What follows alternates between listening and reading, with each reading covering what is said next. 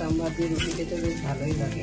ইডলি ধোসা তো ভালো লাগেই, কিন্তু প্রতিদিন তার ইডলি ধোসা করা হয় না, কিন্তু রুটিটা করা হয়ে যায়। রুটির সাথে সাম্বার দিয়ে খেতে ভালো লাগে। আমরা একটা কাঁচা লঙ্কা দিচ্ছি, তার একটা সিটি দিয়ে দিলে সাম্বারটা আমার হয়ে যাবে। তো আমার জলখাবার বানানো হয়ে গেছে, স্নান টান করে চলে এলাম। এবার আমরা জলখাবার খাবো। জলখাবারে তো বললামই যে আজকে সাম্বার আর রুটি বানিয়েছি। বলুন তাহলে খাবারটা দিয়ে দিই আর নিজেও খেয়ে।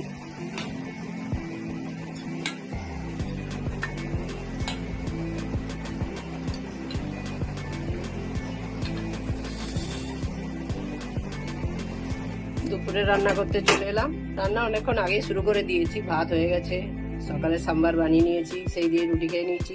এখন একটা মিক্স তরকারি করব, কতগুলো চিংড়ি মাছ ভাজা আছে আগের দিনে, সেগুলোই মিশিয়ে দিয়ে দেবো, ভালো হয়ে যাবে তরকারি। আর কতগুলো মাছ ভাজা আছে আগের দিনের, সেগুলোই একটু মশলা দিয়ে করে দেবো, পেঁয়াজ টমেটো দিয়ে, তাহলেই রান্না হয়ে যাবে। বেশি কিছু করব না। ঠিক আছে, রান্নাটা করি।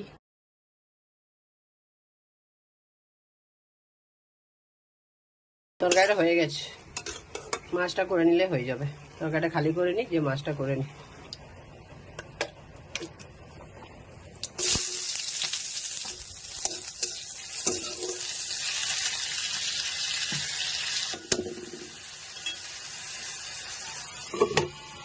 মশলাটা আমার কষা হয়ে গেছে, একটুখানি জল দেবো আজকে মাছটা হয়ে গেছে।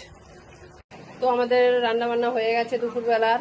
এবার আমি যাচ্ছি আপনাদের দাদাকে খেতে দিতে। ও খেয়ে ডিউটি যাবে, সেজন্য ওকে একটু তাড়াতাড়ি খেতে দিতে হয়। তো তার আগে বলি যে আজকে কি কি বানিয়েছি দেখাই।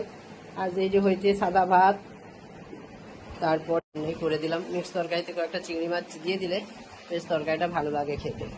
আর হয়েছে ওই মাছের একটু ঝোল ঝোল মতো, পেঁয়াজ টমেটো মশলা দিয়ে। আর কালকের আছে এই কারি বানিয়েছিলাম, কারি আছে। তারপর ছোটো মাছের চচ্চড়ি আছে একটুখানি, আজকে খেয়ে নেবো। এটা কালকে খাওয়া হয়নি, বৃহস্পতিবার ছিল বলে। এই যে সাম্বার আছে, সাম্বারটাও দিয়ে দেবো, তাহলে আমি খেতে দিয়ে দিই।